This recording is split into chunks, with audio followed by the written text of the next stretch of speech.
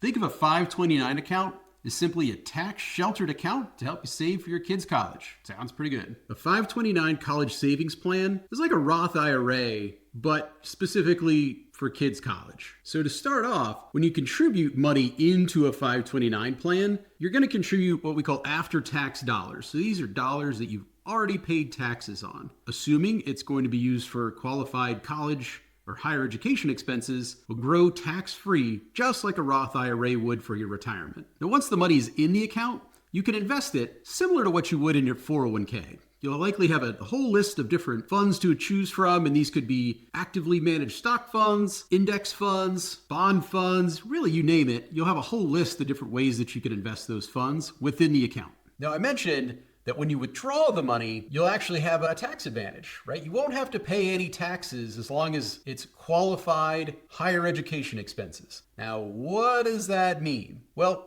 it could be room and board, tuition, books. You can actually even use these accounts for K through 12 for those expenses. Recently in the new tax bill, they've even added that you can use that money for your own personal advanced certifications at work. For example, if you wanted to be a certified financial planner someday, you can actually use that money in a 529 plan under your name to get that designation and all the schooling that goes along with it. So more and more, the incentive is very present to use this account type for higher education needs beyond just the traditional brick and mortar college that we've all kind of become accustomed to. Now, keep in mind, state by state, the rules for 529 plans can vary a little bit, but one thing you want to keep a very close eye on is if a state offers a state tax deduction toward 529 contributions. Not all states do it, but it can be a great way to promote both saving for college and getting a little bit of a tax break too. So you might be wondering, well, how much money can I actually put into these accounts?